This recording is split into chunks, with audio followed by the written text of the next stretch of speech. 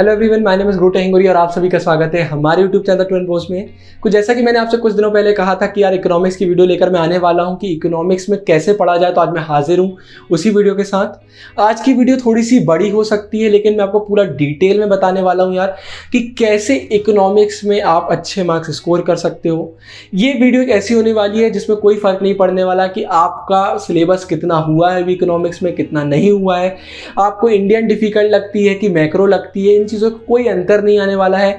आपने नोट्स बनाए हैं कि नहीं बनाए, सब एक अलग मैटर हो जाता है। और ये मैं इसलिए कह रहा हूँ क्योंकि मैं एक वो बच्चा हूँ, जब अगर मैं अपनी बात करूँ 11th में जब मेरे पहले एग्जाम हुए थे तो मेरे इकोनॉमिक्स में आए थे 60 मार्क्स आउट ऑफ 100। और अगर अभी रिसेंट की बात करूं क्लास 12th बोर्ड में तो उसमें मेरे आए थे 94 मार्क्स आउट ऑफ 100। मतलब एक वो मैं बच्चा हूं जो आपको पूरा A to Z बता सकता हूं कि यार इकोनॉमिक्स में क्या गलती हम करते हैं, क्या चीज़ों में हमें इंप्रूवमेंट की ज़रूरत है, पूरी टिप्स आपको दे सकता हूं। तो वीडियो सबके लिए होने वाली है, कोई अंतर नहीं पड़ता आप इकोनॉमिक्स में कैसे हो, आपके मार्क्स कम आए ज़्यादा है, उससे कोई अंतर नहीं पड़ने वाला है, पूरा बताते हैं। देव की बात करें तो देव का भी यही सेम सीन था। देव के भी 61 62 आए थे 11th में और अभी 95 आए। तो हम दोनों ने यही ट्रिक बिल्कुल टिप फॉलो करी है पूरी, तो आपको पूरा बिल्कुल शेयर कर रहे हैं। तो सबसे पहले बात करेंगे इंडियन इकोनॉमिक्स की, उसके बाद बात करेंगे मैक्रो की। वीडियो चालू करूं उससे पहले आपको इकोनॉमिक्स की कुछ चीज़ें बताना चाहता हूं। सबसे पहले कि इकोनॉमिक्स एक बहुत अलग सब्जेक्ट हो जाता है एज कम्पेयर टू ह्यूमैनिटीज़ के कोई और सब्जेक्ट, इसलिए इसको एक अलग तरीके से पढ़ने की ज़रूरत होती है। और एक और चीज़ मैं आपको बोलने वाला हूँ कि हमेशा ये याद रखो यार कि हमारी जो इंडियन इकोनॉमिक्स है और जो मैक्रो है, इनको ना अलग सब्जेक्ट जैसा ट्रीटमेंट दो। मतलब इंडियन को ऐसा मानो कि अपने आप में अलग सब्जेक्ट है, मैक्रो को मानो अपने आप में अलग सब्जेक्ट है।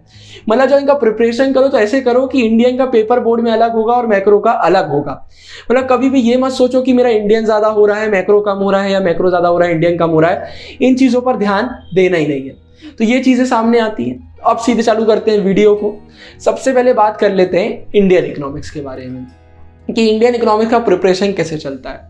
इंडियन इकोनॉमिक्स की अगर बात करें तो सबसे इजी सब्जेक्ट में से एक आता है। सब्जेक्ट इसलिए बोल रहा हूँ क्योंकि मैंने आपको बोला अलग अलग ट्रीट करने वाले हैं। तो इंडियन इकोनॉमिक्स एक सबसे इजी सब्जेक्ट हमारा हो जाता है। सबसे पहले बात कर लेते हैं इसमें कौन सी बुक्स हमें यूज़ करना है। तो इंडियन इकोनॉमी के लिए आप कोई भी बुक यूज़ कर सकते हो, अंतर ही नहीं पड़ता। चाहे आप NCERT कर लो, VK ओरी कर लो, संदीप गर्ग कर लो, या कोई भी कर लो, अगर उसका सिलेबस सही है तो अंतर नहीं आता। इंडियन इकोनॉमिक्स का प्रिपरेशन एकदम सिंपल चालू होगा रीडिंग से। अभी हमारे चैनल पर वीडियो नहीं आई है इसलिए आपको मैं वीडियो देखने के लिए नहीं बोल सकता इकोनॉमिक्स की। बाकी अगर आपको किसी और की वीडियो सही लगती है, आपको ऐसा लगता है कि सही पढ़ा रहे हैं, तो आप वीडियो देख सकते हैं। इंडियन इकोनॉमी की पढ़ाई सिंपल चालू होगी, चैप्टर पढ़ना आप चालू करोगे, एक ही रीडिंग में आपका ऑलमोस्ट इंडियन इकोनॉमी कंप्लीट हो जाएगा। इंडियन इकोनॉमी एक ऐसा बुक होता है यार जिसकी ज़्यादा रीडिंग की ज़रूरत नहीं पड़ती है। बिल्कुल पॉलिटिकल साइंस, हिस्ट्री और जो हमारी ह्यूमैनिटीज़ के जो अगर सब्जेक्ट है उनसे बहुत ही ज़्यादा एक रिलेटेड सब्जेक्ट वो है। मतलब आपने अगर पॉलिटिकल साइंस पढ़ा तो आपको ईजी लगने लगेगा इंडियन इकोनॉमिक्स। तो ऐसा इसका प्रिपरेशन चालू होगा पूरा। एक बार जब आप पूरी बुक पढ़ चुके होगे, अब इसके बाद आपको क्या करना है, गूगल पर सर्च करना चैप्टरों के एक्स्ट्रा क्वेश्चन। या इकोनॉमिक्स की एक बहुत ही अच्छी चीज़ और हमारे सामने आती है कि जो इनकी बुक होती है उसी में जो क्वेश्चन आंसर दिए होते हैं वो अपने आप में बहुत इंपॉर्टेंट होते हैं। चाहे वो मैक्रो चाहे इंडियन हो, वही क्वेश्चन कई बार बोर्ड में देखने को मिल जाएंगे क्योंकि इसके क्वेश्चन लिमिटेड होते हैं। तो इंडियन में भी आपको यही करना है, क्वेश्चन पढ़ना है। क्वेश्चन इसलिए पढ़ना है यार ये देखने के लिए कि आपका अब जो चैप्टर आपने पढ़े हैं वो कितने हो चुके हैं। जब आपको अंदर से कॉन्फिडेंस आ जाता है कि यार मुझसे अब क्वेश्चन बन रहे हैं, तो अब आपको जंप मारना है सैंपल पेपर में। अब सबसे अच्छी बात यह है कि अगर आप सैंपल पेपर देखोगे तो वो 2 सेक्शन में आता है। एक मैक्रो का सेक्शन अलग होता है और इंडियन इकोनॉमी का एक सेक्शन अलग होता है। तो फिर से अगर आपका सैंपल पेपर है तो आप इनको अलग सब्जेक्ट जैसा ट्रीटमेंट दे सकते हो। मतलब अगर आप चाहो तो सिर्फ इंडियन इकोनॉमी का सेक्शन सॉल्व करोगे, मैंने भी यही किया था। सबसे पहले मैंने इंडियन इकोनॉमी को निपटा दिया था। ये उन बच्चों के लिए है जिनकी इंडियन इकोनॉमी उनको ईजी लगती है। अगर डिफिकल्ट लगती है तो आपको पहले मैक्रो करना है।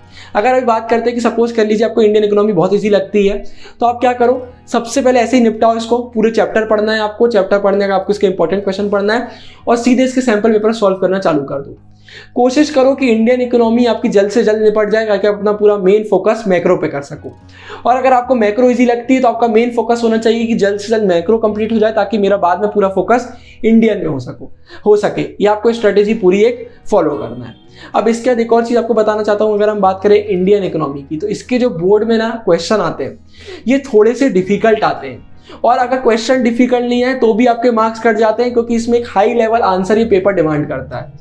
सिंपल सी बोर्ड की एक बात याद रखिए, जितना इजी सब्जेक्ट उतना आपको अच्छे आंसर उसके लिखने पड़ेंगे, क्योंकि कंपटीशन हो जाता है हाई, चेकिंग भी इसलिए उसकी एक अच्छी होगी और क्वेश्चन भी आपको एक हाई लेवल देखने को मिलेंगे। मतलब क्वेश्चन आपसे पूरे चैप्टरों की डिटेल्ड वे में आंसर मांगेंगे। यहाँ पर एक बात बिल्कुल याद रखना, अगर सिंपल बात बोले कि यार इंडियन में आपका प्रिपरेशन कैसा होना चाहिए, तो सिंपल बोलना चाहूंगा कि सपोज कर लेते हैं आपको बोर्ड में एक 6 मार्क्स का क्वेश्चन आता है कि पॉवर्टी के लिए बताइए कोई ऐसे 6 स्टेप कि जिससे हम पॉवर्टी रिड्यूस कर सकते हैं। तो ये जो आपके 6 स्टेप होंगे ये एकदम अलग अलग होने चाहिए और एक हाई लेवल के होने चाहिए। ऐसा ना हो कि आप पहला पॉइंट लिख रहे हो गवर्नमेंट स्कीम, दूसरा पॉइंट आप गवर्नमेंट की कोई स्कीम एक्सप्लेन कर रहे हो, ऐसा नहीं होना चाहिए। कुछ ऐसा रिपीट नहीं करना है आपको, एक हाई लेवल 12th लेवल के आपको आंसर इंडियन इकोनॉमी में लिखने पड़ेंगे। मतलब अगर आपका एक पॉइंट बन रहा है गवर्नमेंट स्कीम, तो दूसरा आपका बनना चाहिए जॉब अपॉर्चुनिटीज, फिर ऐसे कर करके पॉइंट बनते जाएंगे। मतलब कुल मिला के हर पॉइंट अपने आप में अलग होना चाहिए, कोई भी पॉइंट रिपीट नहीं होना चाहिए और एक हाई लेवल पॉइंट लगने चाहिए कि हाँ यार इस बंदे ने पढ़ाई करके आया इंडियन इकोनॉमी की तभी आंसर लिख पा रहे हो, और हर एक क्वेश्चन में अप्लाई होगा। मतलब सिर्फ पॉवर्टी वाला नहीं, कोई भी क्वेश्चन है, सस्टेनेबल डेवलपमेंट अगर आपको क्वेश्चन आता है तो उसमें भी आपके पॉइंट ऐसे होने चाहिए जो वैलिड है। फिर आपको कुछ चीजें पता होना चाहिए, जैसे अगर ब्रिटिश से रिलेटेड क्वेश्चन आता है कि इंडिया का प्री इंडिपेंडेंस और पोस्ट इंडिपेंडेंस के अंतर हमें देखने को मिलता है, तो आपके सॉलिड अंतर होने चाहिए। ये कुछ पॉइंट आते हैं जो आपको बिल्कुल याद रखने। मतलब इंडियन इकोनॉमी अगर आपको इजी लग रहा है तो बिल्कुल याद रखिए कि इजी है वो, अगर आपको ऐसा लग रहा है तो कोई प्रॉब्लम नहीं, लेकिन आपकी पढ़ाई अच्छे से होनी चाहिए। और अगर आपको डिफिकल्ट लग रहा है तो सिंपल मैंने आपको टिप दे दी है, चैप्टरों को पढ़िए, उसका क्वेश्चन पढ़िए, उसके नेट पर मिल जाएंगे, आपको बुक में मिल जाएंगे। अभी हमारे चैनल पर नहीं है, टाइम लगेगा चैनल पर आने में। साथ ही साथ अगर आपके क्वेश्चन हो जाते हैं तो सीधा आप सैंपल पेपर पर शिफ्ट कर सकते हो। तो ये हमारा होता है पहला इंडियन इकोनॉमी। अब यहाँ पर हमारा एक और स्टेप आता है जो आप समझ गए होंगे कि सबसे पहले आपको जो इजी लग रहा है इन दोनों में से आपको उसको निपटा देना है। और निपटाना मतलब ऐसा नहीं कि सिर्फ सिलेबस कंप्लीट हो गया, पूरी तरीके से निपटा देना है। मतलब सिलेबस भी होगा, क्वेश्चन भी होगा, सैंपल पेपर भी होगा। अगर देव और मेरी बात करें तो हम दोनों ने इंडियन इकोनॉमी बहुत पहले ही निपटा दिया था। मतलब आखिरी में से मैक्रो ही किया है 1 महीने, और इंडियन इकोनॉमी का सिर्फ रिवीजन कर लेते थे कि अगर थोड़ा सा समरी अमरी देख लिया, सिर्फ ये देखने के लिए कि भूले तो नहीं, क्योंकि वो इंडियन इकोनॉमी में पहले ही करके बिल्कुल अलग कर दिया था। अब बात कर लेते हैं मैक्रो इकोनॉमिक्स की। मैक्रो इकोनॉमिक्स में मैं आपको सजेस्ट करूंगा वीके ओरी। वीके ओरी से आपके पूरे कॉन्सेप्ट क्लियर हो जाएंगे। अगर आपका ये मानना है कि भाई आपको इकोनॉमिक्स में 90+ स्कोर करने हैं तो वीके ओरी से पढ़ना बहुत ज़रूरी है, क्योंकि वीके ओरी में एकदम डिटेल्ड वे में एक्सप्लेनेशन दिया है। संदीप गर्ग भी अपने आप में बहुत अच्छी है, लेकिन उसमें एक डिटेल्ड वे में एक्सप्लेनेशन नहीं दिया हुआ है। वहाँ पर एक अच्छी डेफिनेशन आपको देखने जरूर मिल जाएंगी। संदीप गर्ग से आपके मे भी पूरे कॉन्सेप्ट क्लियर ना हो, इसलिए मैं आपको बोलता हूँ कि वीके ओरी से आप पढ़िए। वीके ओरी में आपके पूरे कॉन्सेप्ट क्लियर हो जाएंगे।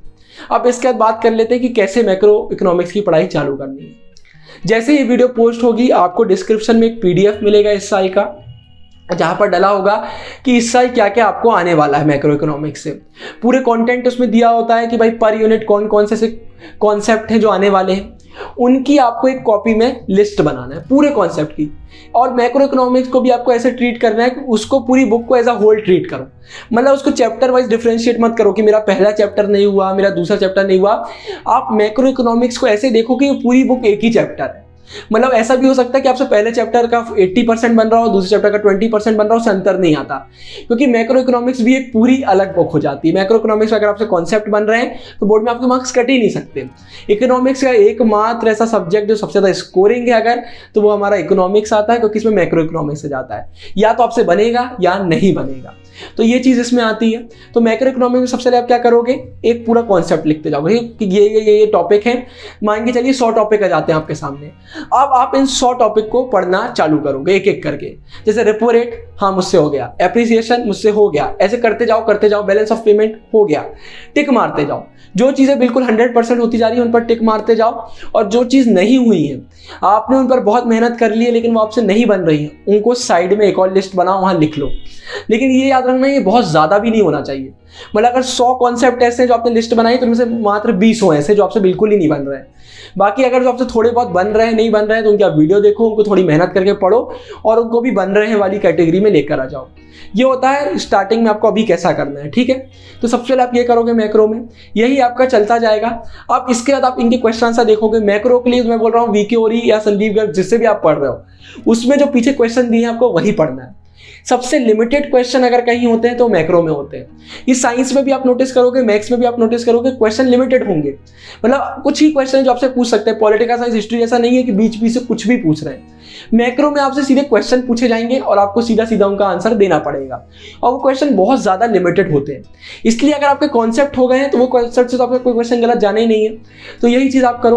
अब आप जैसे क्वेश्चन पढ़ रहे हो, आपने बुक पढ़ लिया, क्वेश्चन पढ़ रहे हो, जो टॉपिक आपने छोड़े हुए हैं उनके क्वेश्चन अभी आप स्किप करते जाओ, वो आपको क्लियर समझ में आएगा।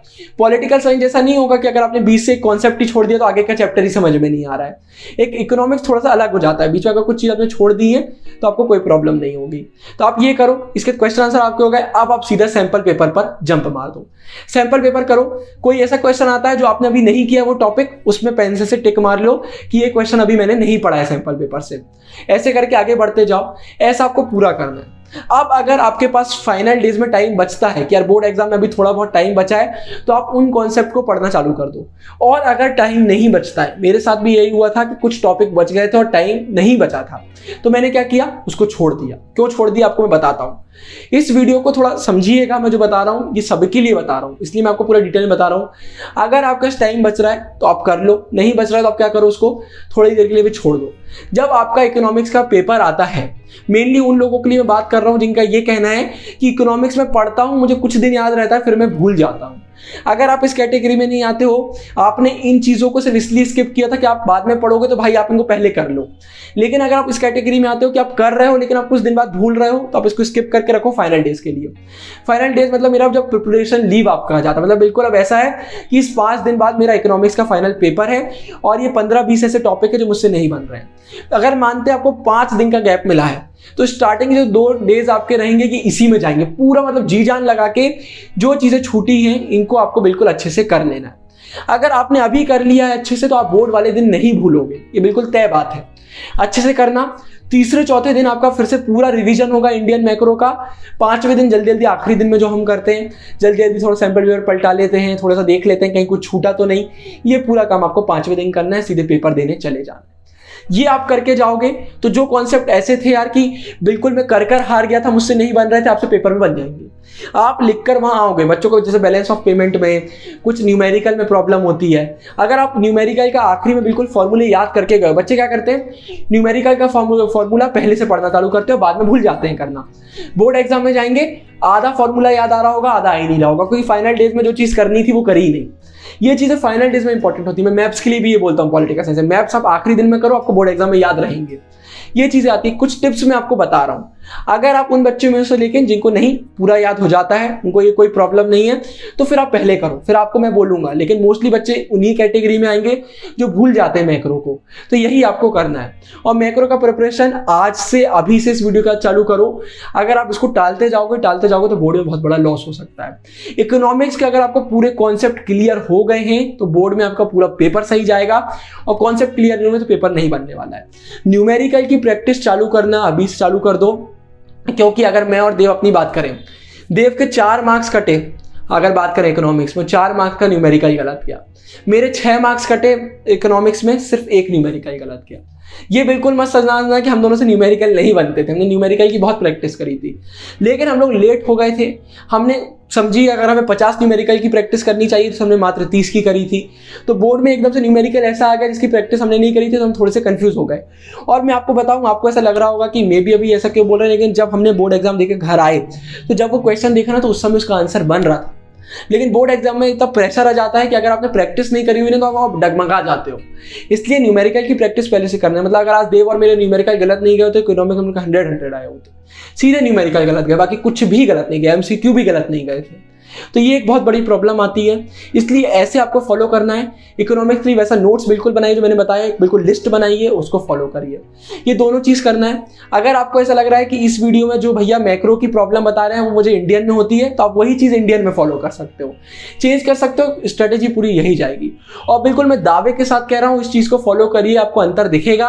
क्योंकि मेरे इतने ही मार्क्स आते थे इंडियन इकोनॉमिक्स मैक्रो दोनों के मिला के, प्रिपरेशन पूरा चलता था, लेकिन जब भी एग्जाम होते थे तो 100 में से 60 आ रहे हैं, 70 आ रहे हैं। कई बार स्कूल में मेरा रिजल्ट गिर गया इसकी वजह से, लेकिन बोर्ड में मैंने बिल्कुल ठान लिया था कि ये गलती फिर से नहीं होगी, तो अच्छे से प्रिपरेशन किया। इसी के साथ आपको आखिरी में इतना बोलना चाहता हूँ कि इंडियन इकोनॉमिक्स हो चाहे वो हमारा मैक्रो, कुछ भी डिफिकल्ट नहीं है अगर आप मेहनत करने के लिए तैयार हो। तो आज ही के साथ मेहनत में लग जाइए। बाकी मैं तो मिलता रहूँगा वीडियोज़ में, तब तक के लिए साइनिंग ऑफ, बाय बाय।